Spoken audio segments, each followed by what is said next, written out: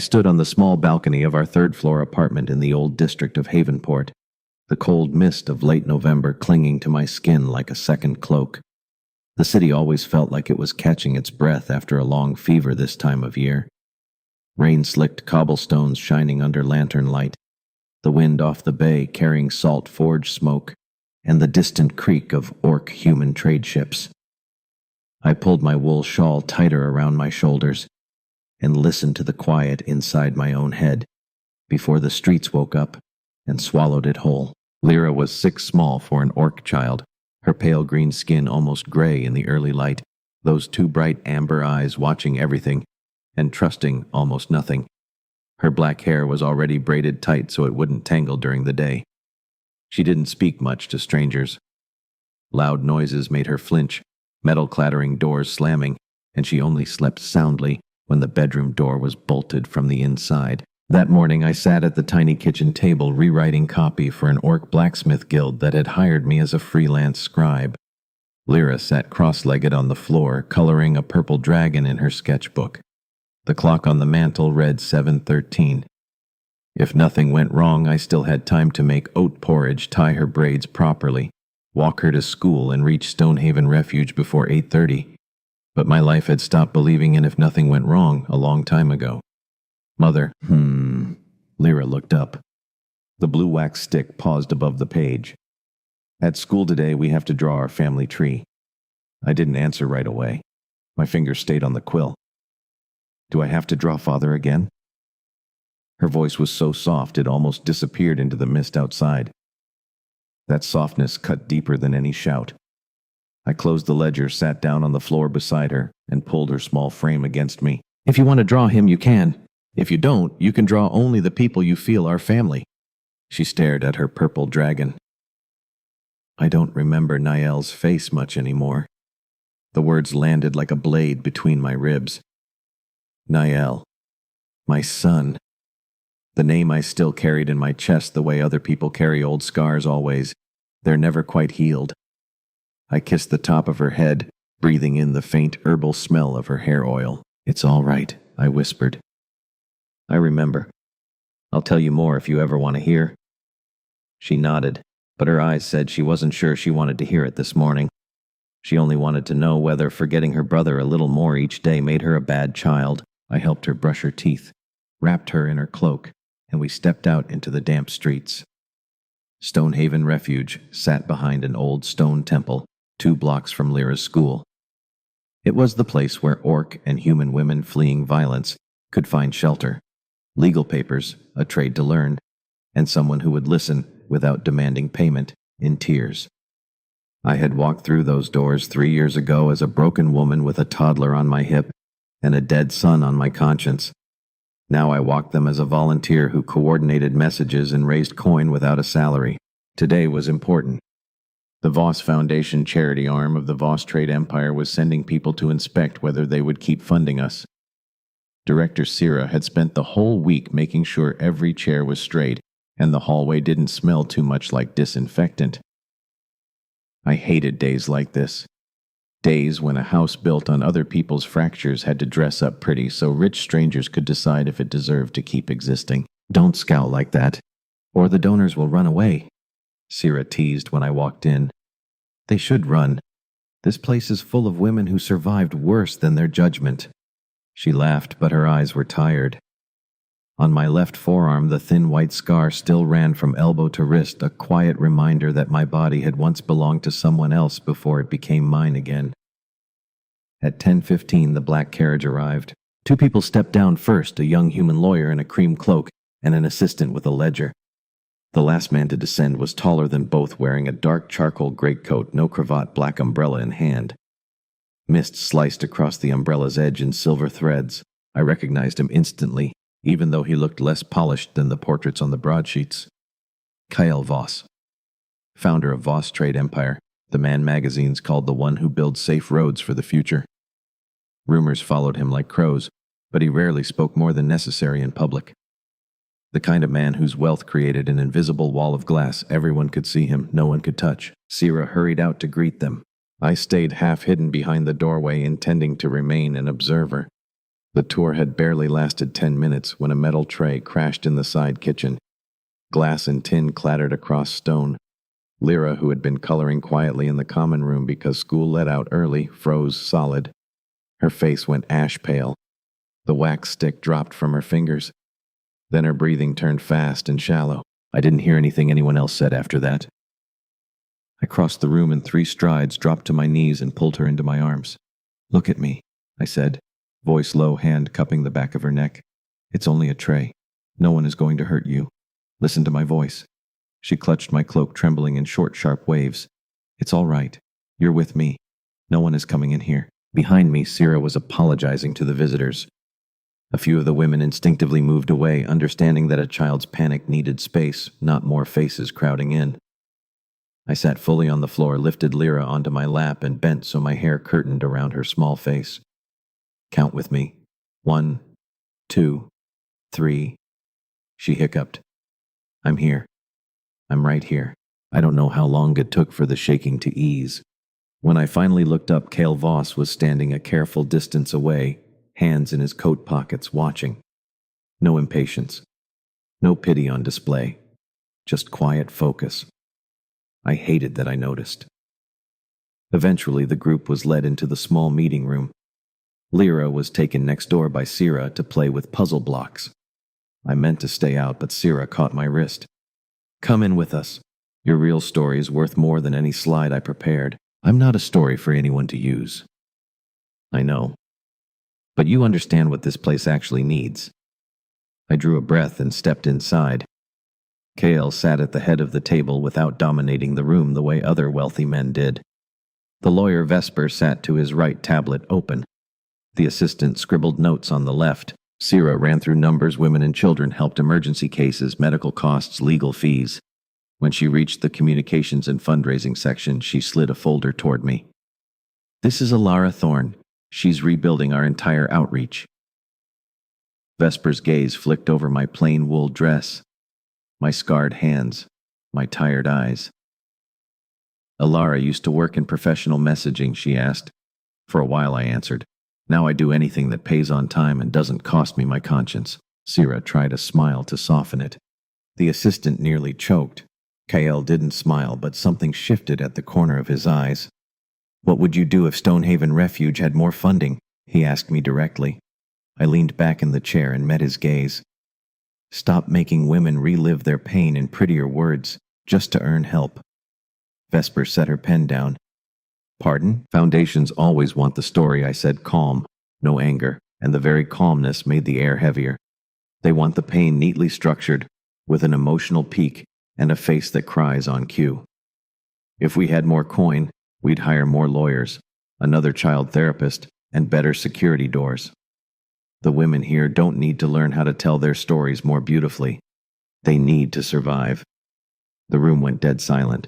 Vesper glanced at Cale. He never took his eyes off me. "Where else do you work besides here?" he asked. "Freelance. Copy product descriptions, catalog, editing, anything that pays when it says it will. I want to see you again. At the Voss Trade Tower." I frowned. "For what I'm building a new campaign for family and safe living products. I don't need someone beautiful repeating empty lines. I need someone brave enough to tell me what's false." I almost laughed. Cale Voss is inviting an orc mother who once lived in a shelter to teach him what's false. "Yes." Vesper started Cale.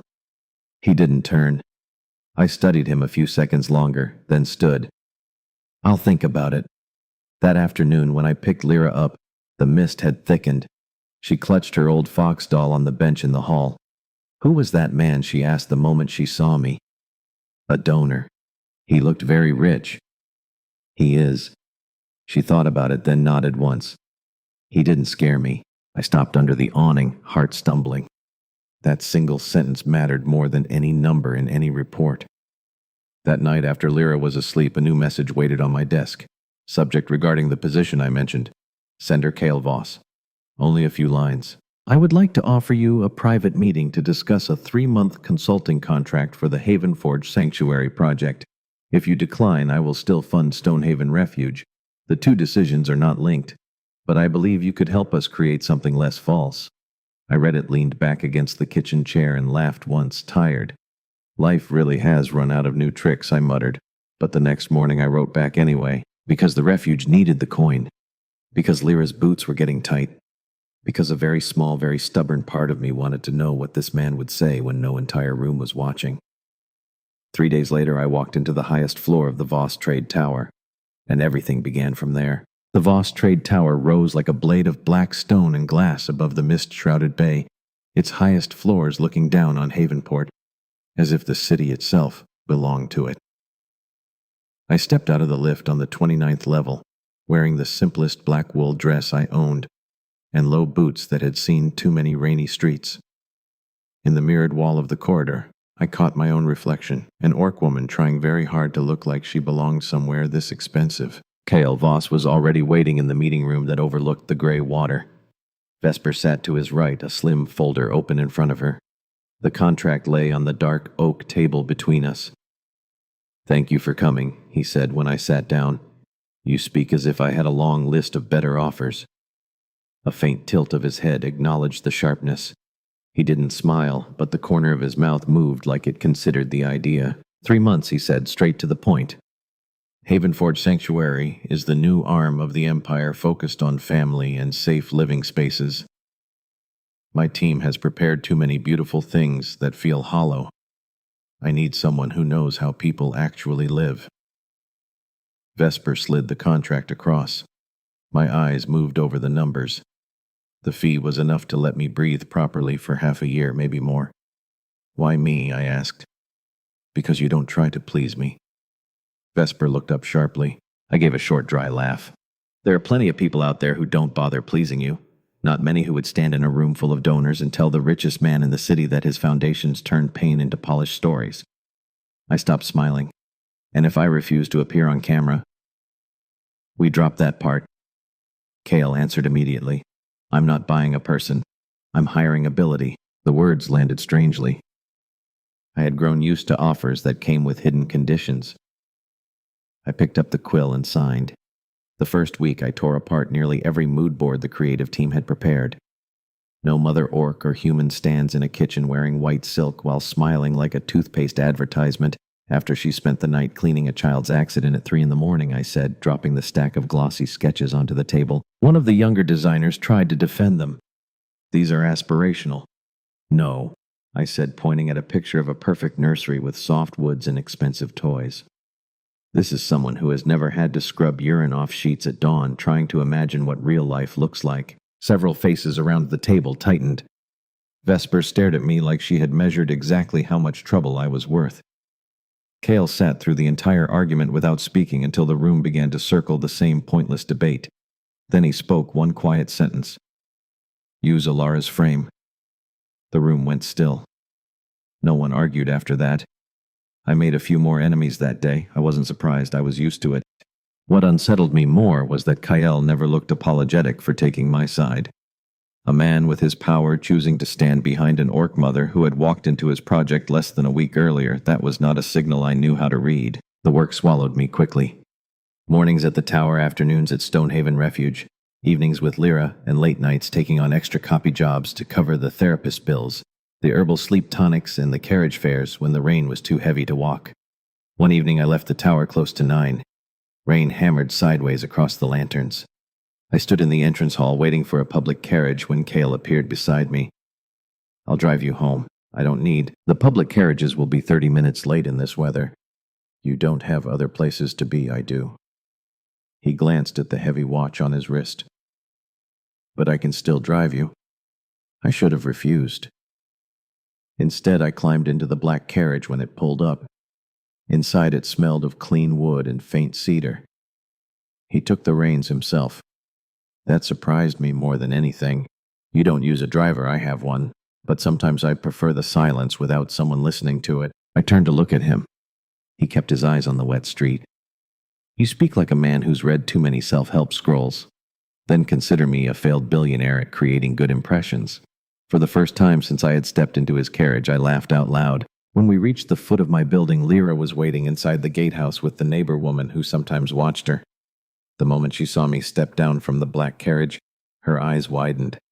When Kale stepped down after me, she took half a step back, the old habit, with tall strangers. He stopped at a respectful distance. "Hello, Lyra." She clutched my cloak. "You're very rich, aren't you?" Kale crouched so his face was level with hers. "Yes. Do you like orc flatbread? I do. Then you're probably not terrible." I coughed to hide the sudden laugh. The neighbor woman failed to hide hers. That night, just before bed, a courier delivered a package.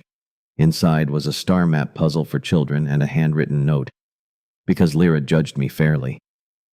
KV. I held the note, meaning to send a polite thank you and then deciding against it. 5 minutes later, my desk slate chimed with a message from him. The pieces glow in the dark. "Don't let her assemble it near the lamp or you two will be awake until midnight." I stared at the words and felt something small and dangerous soften inside my chest. The hardest thing about Kyle wasn't that he was rich. It was that he was kind in a way that required no audience. A month later, Haven Forge Sanctuary moved into test filming. I still refused to step in front of the lens. I stayed behind the cameras, adjusting every line, every kitchen angle, every child's blanket, until the rooms looked like actual homes instead of dreams. Then the lead model fell ill the morning of an important test shoot. The crew panicked. The footage had to be delivered to partners by evening. Vesper walked straight to me. "You're going in." "No, we have no time left. That isn't my problem." She lowered her voice. "Listen clearly. I'm not your admirer, but this is your campaign now. If you don't step in, someone else will speak your words in a way that ruins them." I looked at the woman who always appeared as though she had stepped out of a fashion plate. "You just convinced me. Don't get used to it. I'm only saving the schedule." I walked onto the set feeling like I wanted to murder the entire world. The wardrobe team tried to put me in a soft cream gown. I refused, keeping my gray wool sweater, dark trousers, and low braid. Kale watched from behind the monitors. When the first take finished, the room fell quiet. Not because I was beautiful in the usual way, but because I was real. The way I sat on the floor helping a child model sort crayons. The way I pulled a chair closer to the table before sitting. The way I read the line I had written. A safe home doesn't have to be perfect. It only has to let you breathe, and sounded like a woman who had paid dearly to learn what breathing meant. After the shoot, Kale walked with me to the carriage yard. "I hate that you were right," I told him. "I get that reaction often. You're arrogant. Only with you." I stopped and faced him. The lantern light in the yard cut his face into soft planes of shadow and gold. With any other man, the words that followed might have sounded like cheap flirtation. From Kyle, they sounded more like an accidental confession. "You should be careful saying things like that." "Why?" "Because I might start thinking you mean them, and if I do mean them." The question hung between us, thin and sharp enough to keep us both still. I turned away first. "Then you should wait until I'm finished being afraid." He didn't laugh, but when he opened the carriage door for me, his voice dropped low. "All right, I'll wait." I rode home with a faint tremor in my fingertips. That night, after Lyra was asleep, and the apartment held only the soft rattle of rain against the window, I sat on the edge of my bed thinking about Nael, about Draven, about the hospital nights, about the false apologies, about Kyle standing in the carriage yard saying "I'll wait," as though waiting cost him nothing at all. For 3 years I had survived by not believing anyone. And in that quiet moment I realized the most terrifying thing wasn't that Kale might hurt me, it was that he might not. The scandal began with an ordinary photograph. A freelance illustrator had snapped it after the first public announcement of Havenforge Sanctuary. In the image, Kale held a wide black umbrella over Lyra and me, while the mist turned to rain. Lyra looked up at him. I was turned slightly hair-whipped across my cheek by the wind. It was nothing dramatic, just 3 people standing under one umbrella. To the broadsheets, it became everything. Voss Empire Heir seen shielding orc mother and child in new charity campaign, then secret romance behind Havenforge Sanctuary. And faster than I could brace myself. Sources confirm woman at Kale Voss's side is a former abuse victim who lost a son years ago. My name wasn't printed outright, but anyone who had ever glanced at old court records could connect the dots. I read the final line on my desk slate and my hands went cold as forge iron. Nael. My son's name dragged into the open like a body pulled from the river.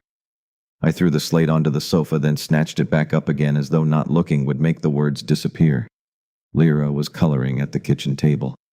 She glanced over. Mother.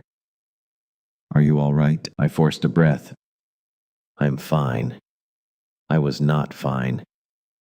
The rest of the afternoon I moved through the hours like someone walking underwater. I answered messages too slowly. I let the soup boil over and scorch the bottom of the pot. I snapped at Lyra when she spilled her pencil box, then apologized immediately, pulling her into a hug that lasted too long. By evening, after I had tucked her into bed and bolted the door, I sat on the floor in the dark living room back against the sofa, staring at the slate that kept lighting up with new alerts. Kale's message arrived at 10:17. I'm downstairs. If you don't want to see me, I'll leave right now. I closed my eyes. 5 minutes later, I opened the apartment door. He stood in the narrow hallway, still wearing the same charcoal greatcoat, rain beating on the shoulders. His hair was damp. His face looked tighter than usual. I've already instructed the legal team to have the articles removed, he said before I could speak. But screenshots are spreading. You don't have to explain. I do. I leaned against the door frame, arms folded tight across my chest like armor against the cold, then explained. I gave no permission for anyone to drag your past into this. I'm having the leak traced. It most likely came from an outside agency feeding the scandal sheets. I smiled thinly. What difference does it make now? The boy is already out there.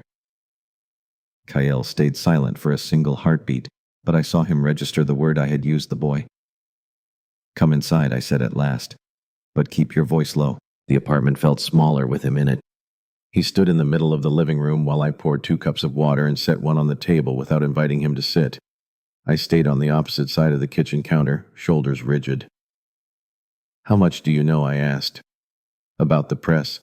Almost everything they printed. But I didn't read the details. There aren't many details to read. My laugh was short and ugly. A child died. That's enough for them. Kyle watched me. He didn't step closer, didn't reach out, didn't offer the usual platitudes. He simply stood there quiet enough that I knew if I spoke, he would not run from the room. I hated how safe that silence made me feel. Draven didn't hit me. At first I began, eyes fixed on the cup in my hands. He started by making me believe I was stupid, that I was too sensitive, that my memory was unreliable, that I annoyed him, so he raised his voice. Then he apologized. Then he brought flowers. Then he lifted Nael onto his shoulders and kissed his forehead, like the best father in the world. Kyle remained motionless. Lyra was too small to remember much. Nael remembered more. My voice cracked. He was 5. A 5-year-old who thought he could stand between his mother and a man 3 times his size. I gripped the edge of the counter until my knuckles ached. That night Draven had been drinking. I tried to take both children to the neighbors. He blocked the door. We argued. He shoved me. I fell against the shelf. Nael was thrown forward and hit his head on the corner of the table. Lyra started screaming. I shouted for the city guard. Draven ripped the whistle from my hand. He kept saying it was nothing, the boy was only dazed, and if I called the guard, his life would be ruined. The kitchen was so quiet I could hear the rain hissing against the window glass. When I finally got Nael to the healer's hall, I swallowed hard. It was already too late. Kale's hands flexed once at his sides, the only sign he was holding something back. He took one slow step forward, then stopped. Has anyone ever told you, he asked, voice low, that you are a survivor too? I looked up. My eyes burned. No. Then I'm telling you now. He kept his tone gentle enough for the small room to hold. You survived. Lyra survived. Everything Draven did belongs to him, not to you. The sob broke out of me without warning. Not loud. Just a sudden collapse against the counter, shoulders shaking as if something long locked inside had finally snapped. Kyle waited half a minute. When I didn't pull away, he crossed the last distance and laid his hand lightly on the back of my neck. Not to save me. Not to claim me. Just to be there. It could have ended softly after that. Life rarely allows such clean endings for women like me. A week later, Draven came back. He arrived with a bunch of white winter roses, a carefully cultivated look of remorse, and the same voice he used to use when he wanted to sound wounded. The moment I opened the door, I tried to slam it shut. He wedged his boot in the gap. "I only want to talk. Get out. I heard about the articles." He frowned, peering past me into the apartment, as though he still had any right to look. "Elara, I don't want Lyra growing up in that mess." I laughed. The sound scraped my own throat raw. "You can say that without vomiting. I know you hate me. I deserve it. But I'm still her father. You remembered that a little late. I want to see her." "No." He lifted the roses. "I've stopped drinking. I'm in healing circles. I just want one chance to make it right." I stared at the flowers like they had crawled out of the sewer. "Nael gave you plenty of chances." Draven stiffened. For a flicker of a second, something dark flashed behind his eyes before the wounded mask slid back into place. "Don't use the boy as a knife." My eyes widened. "You think I bring up my dead son to win arguments?" We stood facing each other in the damp hallway that smelled of old plaster. In that brief instant, I saw the old look return, the one that always came right before everything turned ugly. A warning crawled up my spine. I pulled out my whistle. "I'm calling the guard. You're overreacting. Get away from my door." He backed up, but before he turned, he spoke softly. "I will see her. One way or another." The moment he disappeared down the stairs, I locked both bolts, then stood shaking in the middle of the living room, gripping the table so I wouldn't fall. That night, I sent Kyle one line. "He's back." He arrived in 15 minutes. He didn't ask if I was sure. He didn't ask what Draven had done. He simply called his lawyer from my kitchen, then sat on the floor with Lyra because she kept staring at the door like something terrible might walk through it again. "Let's count carriages outside the window," he told her. "Whoever loses has to eat the bitter greens." Lyra shook her head solemnly. "I hate bitter greens. Then you'd better win." I leaned against the sink and watched a very tall, very powerful man sit cross-legged on my threadbare rug, talking about carriages and vegetables to keep a 6-year-old from being afraid. I thought of Nael. If he were still alive, he would be almost 10 now. He might have liked Kale. He might have... I turned away. Some thoughts still hurt like teeth. 2 days later, Draven really did appear at the school gate. Lyra had just finished lessons and was standing with her teacher when he walked up. He didn't touch her. He only said her name. That was enough. She backed away, unable to speak. A black carriage skidded to a halt at the curb. Kyle stepped down before the driver could even set the brake. He moved fast, then slowed the moment he reached Lyra, dropping to her eye level. "Lyra, look at me." She trembled. "Listen to my voice. Your teacher is here. I'm here," Draven shouted from behind. "I'm her father." Kale didn't turn immediately. "Teacher, call the guards and the city watch." Then he stood, placing himself between Draven and the child. "Step back. Who the hell are you to interfere? The only one here who knows how not to scare her more." Kale's voice stayed quiet. That was what made it terrifying. Draven took half a step forward, then stopped when 3 school guards came running. Parents were beginning to stare. He swore once and finally left before the watch arrived. Lyra collapsed against Kale the moment Draven was out of sight. I reached the gate minutes later, breathless. The second I saw my daughter clinging to Kale's coat, face buried in his shoulder, I had to grip the iron bars to stay upright. One clear, terrible, tender thought cut through me. This man knows how to protect the child I have left, and nothing is more dangerous to a broken heart than realizing that truth is real. The scandal exploded like dry tinder after the school gate incident. Someone had recorded the whole thing. Draven shouting, the guards rushing in. Kale standing between my daughter and the man who once broke our lives. The moving image spread through the broadsheets and gossip slates in hours. Half the city hailed Kale as a hero who protected the weak. The other half called it a carefully staged performance for Havenforge Sanctuary. Financial papers began questioning whether Vostrade's shareholders would tolerate their leader entangled in a messy custody battle with an orc widow and her troubled past. Morning talk circles dragged my name across every screen, pronouncing it in a dozen different ways, as if simply being an orc mother was enough to make the story exotic. At school, Lyra grew quieter. She startled at every slammed door. At home, she jumped whenever my slate chimed. I watched my child shrink back into the shell we had worked so hard to open, and something inside me twisted tighter with every passing day. I went to the Voss Trade Tower one evening when the building was almost empty. Vesper was leaving as I arrived. She paused, eyes moving over the shadows under mine. "He's inside," she said. "If you're here to quit, at least tell him to his face." I lifted my chin. "Whose side are you on?" Vesper gave the smallest shrug. "Efficiency. Right now, no one distracts him more than you do." I didn't know whether that was the kindest thing she had ever said to me. Kael stood at the tall window, one hand braced on the frame, cravat loosened. The bay below was black glass threaded with lantern light. "I was going to come to you first," he said without turning. "No need." I closed the door behind me. "I'm done." He turned slowly. "No, don't act like you have the right to decide that. I'm not deciding your job. I'm refusing to let you push yourself out of my life because other people refuse to keep their mouths shut." I kept my hand on the strap of my bag. "This isn't about me anymore, Kael. Lyra is being questioned at school. People write as if she's a prop in a billionaire's love story. I can't. I already have legal teams handling it. Your money can't silence every tongue. Then what do you want?" "I want you to step back." The words dropped into the room like a stone into still water.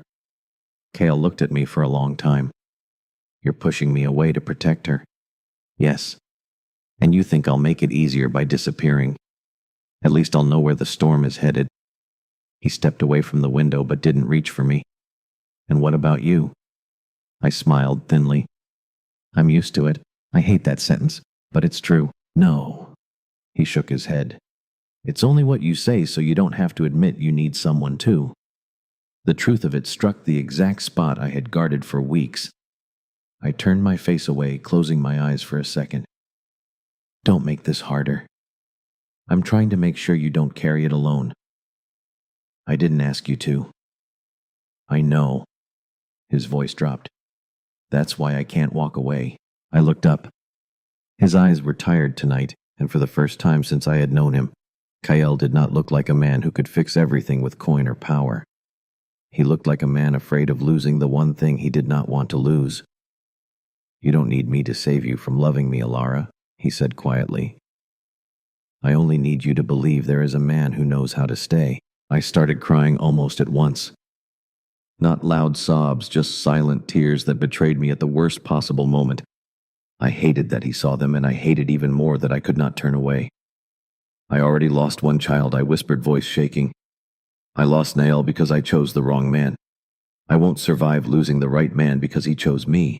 Kael stood still for several heartbeats, then lifted his hand and brushed a tear from my cheek with his thumb. The touch was so light, it felt like a question. "I am not a bad investment," he answered, "and you are not a disaster." I laughed through the tears.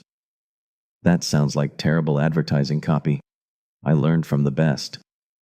I shook my head and took half a step back. "I still need space, at least for a while." Kael closed his eyes for a single breath as if swallowing something bitter. "All right. Don't come to the apartment." "All right.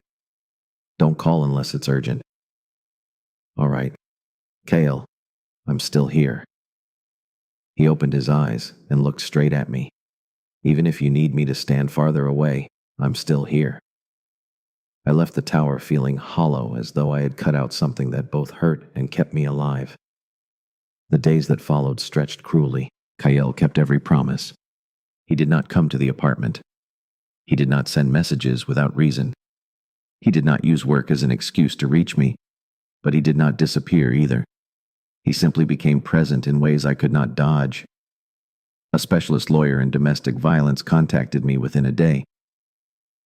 The restraining order against Draven moved through the courts faster than anyone expected.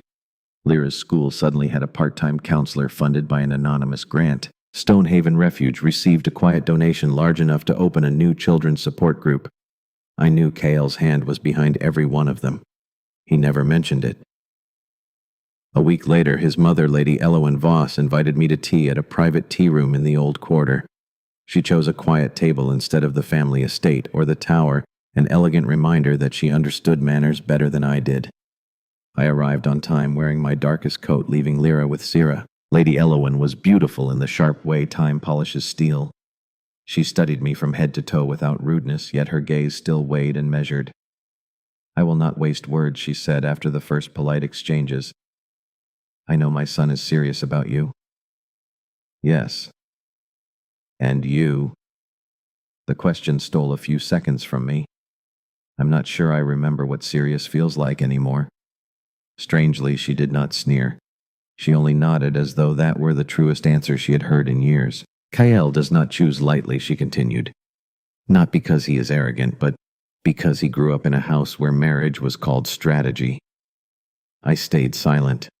His father and I. She paused briefly. We lived a marriage that required no bandages, yet still bled us both dry every day. She looked out at the rain beyond the window. "If you think I asked you here to warn you away for the sake of status, you are wrong. I came because if you intend to leave, you should at least understand what you would be walking away from." I tightened my fingers around the teacup. "I don't want his life dragged into the swamp of mine. You think you are the swamp? I think I am a woman carrying too much ruin." Lady Elowen studied me longer this time. "Then you and he are well matched," she said softly. "Kael has everything the world calls success. Yet he has never had a real home for his heart. If he chooses to stand beside someone, it is not a passing mistake." She leaned back, voice gentler. "You owe me nothing, but do not decide for him what he can endure." Her words followed me all the way home. That night, Lyra sat in the bath playing with her rubber ducks and suddenly asked Mother, "Are you still scared?" I smoothed wet hair from her forehead. "Scared of what that Kael will disappear." I stopped moving. "Do you think he will?" Lyra thought very seriously, then shook her head. "No, I think you're the one who's scared." I had to bend down and kiss her forehead so she would not see my eyes sting. Later alone, I opened my slate and stared at the silent conversation with Kael. My finger hovered over the keys. Before I could type a single word, the slate rang. It was Lyra's school. I answered in a heartbeat. "Miss Thorne, Lyra is safe, but—" The word "but" drained every drop of blood from my body. Draven had appeared at the gate again. Even though the restraining order was still being finalized, he had not touched her. But Lyra had spiraled into panic, and Kael, because he had been at the school delivering documents for the Havenforge educational grant, had been there at the exact moment she needed him. I ran to the school like a woman who had forgotten how to breathe. When I arrived, the sky was fading to dusk. I found Lyra in the infirmary, eyes swollen, small green fingers twisted in Kael's sleeve. He sat on a child-sized plastic chair cravat, crooked, holding a cup of water that had gone cold.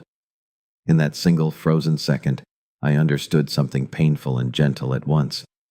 Every distance I had tried to create had never moved him from the place that mattered most. He was still exactly where Lyra needed him, and exactly where I needed him too. The hearing took place on a rare, clear morning in the Eldoria family court, yet everything still felt wrapped in fog for me. The hallway of the old stone building stretched long and narrow, echoing with footsteps and low voices. I wore a simple navy dress, hair tied low at my nape, and kept my hands from shaking only by pressing them hard against my sides while I signed the attendance sheet. Lyra stayed home with Sira. I refused to bring her here until it was over. Kael arrived 10 minutes early. No entourage, no lawyers flanking him like guards, just him in his familiar charcoal greatcoat, and one quiet attorney. "Have you eaten?" was the first thing he asked. I looked at him and almost laughed despite the knot in my throat. "This is the day I might lose any say over my own child, and you're asking if I've eaten?" "Yes," he said calmly, "because if your blood sugar drops in the middle of it, I'll be furious." A short broken laugh escaped me. I needed that small absurdity more than I could admit. "You're strange, Kael." "I know." We sat side by side on the wooden bench outside the courtroom. We didn't hold hands. We didn't embrace. We simply sat together. Sometimes presence without performance is the rarest thing in the world. Draven arrived with his own lawyer. He wore a muted gray suit, Hair combed neatly, face arranged into calculated exhaustion. The look the scandal sheets love to call a father seeking redemption. From across the hall, he glanced at Kyle and gave a cold little smile. The hero shows up again. Kyle didn't stand. He didn't even look at him right away. Only when Draven slowed, as if waiting for a reaction, did Kale lift his gaze. I'm here because she shouldn't have to walk in alone. That was all. No extra words. But I saw the flicker in Draven's eyes. Men like him hated most the kind of man who refused to be dragged down into the mud with them. The hearing began with cold formalities, files, evidence, legal terms, the rights of the child, the possibility of rebuilding a father-daughter bond, the influence of public attention. Draven's lawyer spoke beautifully. His client was in therapy, grieving the loss of a son, and my relationship with a powerful man like Kale had unintentionally poisoned Lyra's environment. A mother still carrying trauma might not be stable enough. My fingertips went numb as I listened. When it was my turn, I stood at the wooden rail. At first, my voice stayed even. I spoke of the control, how Draven had cut off my friends, convinced me my memory was faulty, made me believe I annoyed him until shouting became normal. I spoke of the bruises he always placed where clothes would hide them. I spoke of the nights I held both children in the bathing room with the door locked because I was terrified of what would happen if they cried too loudly. Draven's lawyer interrupted twice. I never looked at him. Then I reached Nael. The room seemed to grow colder. He was 5, I said, fingers tight on the rail. 5 years old. He stepped between me and his father the way he had done many times before. When Draven shoved me, Nael was thrown forward. His head struck the corner of the table. I screamed for the guard. Draven tore the whistle from my hand. He said if I called for help, his life would be ruined. I paused not for tears, but for air. When I finally reached the healer's hall, my son was still alive. He died 3 days later. I looked straight at the magistrate. I have lived with the question of what I could have done differently for 3 years. But there is one thing I no longer doubt. I will never allow that man near my daughter again. No one moved. Draven bowed his head and performed grief. This time the performance fell flat. My lawyer presented Lyra's therapy records. Stonehaven Refuge reports the schoolgate footage, the violation complaints and statements from teachers about the level of terror in my child. When Kyle was called as a supplementary witness about the school incident, he answered briefly and clearly, I am not her father. I did not come here to replace anyone. But I was present, and I saw a child who did not react the way she would to someone safe. She reacted as if facing a threat. Draven's lawyer tried to discredit him by pointing to our relationship. Kyle did not flinch. I love her, he said before my own lawyer could stop him. But that does not make the truth any less true. I snapped my head up and stared at him. The room stirred. The magistrate called for order. 3 hours later, the ruling came down. Draven's visitation request was denied, the restraining order extended indefinitely, and the old abuse file reopened with fresh evidence. It was not a cinematic victory with swelling music and embraces. It felt like a heavy, iron door finally swinging open off my throat. When we stepped into the corridor, I didn't know what to do with my hands. I no longer had to brace for battle, yet I hadn't yet learned how to rest. Kyle stood half a step away. I want to go home, I said. All right, but I don't want to get in the carriage yet. All right, and I don't want to be alone. He turned to me. His eyes were faintly red, perhaps from lack of sleep, perhaps from everything he had heard inside that room. I'm here, he said. We sat on the stone bench in the courthouse courtyard. The air was cold. Pale sunlight filtered through. Distant carriage horns sounded like they belonged to another world. You shouldn't have said that in there, I told him after a while. Which part? I love her. I know. He kept looking straight ahead, but I was tired of waiting to say it. I turned toward him. The line of his jaw was tight, as though the words had cost him something real. Are you sure? No. A faint smile touched his mouth. I'm only more certain than I've ever been about going back to the life I had before you and Lyra. My eyes burned. I laughed through a shaky breath. I hate how you make the hardest things sound simple. I don't find it simple. He finally looked at me fully. I just know there are people who walk into your life and you stop wanting to return to who you were before them. Wind moved across the stone yard. I pulled my collar higher, then lowered it again, no longer pretending I wasn't cold. I used to think I said slowly that if I ever loved someone again, it would betray Niall, as if I had to stay in pain forever to prove I was still his mother. Kyle stayed silent, letting me finish. But this morning before we left, Lyra told me Niall wouldn't want Mother to keep living like she's being punished. I smiled, tears slipping free. She's 6, and she sounds like a wise old woman. Kyle smiled too. Then he lifted his hand and brushed the tears from my cheek with his thumb. Maybe Niall wouldn't want that either, he said. I looked at him for a long moment. Then for the first time, I was the one who leaned in. The kiss happened right there in the courthouse yard. Nothing beautiful, nothing private, nothing cinematic, except the plain truth that we had walked through enough fire not to need a perfect setting anymore. The cold made our lips cool, but Cale's hand at the back of my neck was warm enough that I closed my eyes and let the world narrow to that single point of contact. 1 week later, Cale came to our apartment for dinner. It was not the first time he had visited, but it was the first time after everything had finally been named. Lara insisted we make orc flatbread because rich people need to eat something fun. Cale stood in our tiny kitchen chopping tomatoes while Lyra directed him like a tiny general. Not so big, she ordered. I hate big tomato pieces. Understood, Commander. I leaned against the doorway and watched them. My heart settled into a strange, quiet peace. Not fireworks, not desperate longing, just peace, a luxury I had forgotten existed for women who had lived in constant watchfulness. Months later, Havenforge Sanctuary launched its new campaign using the line I had written, "A safe home doesn't have to be perfect.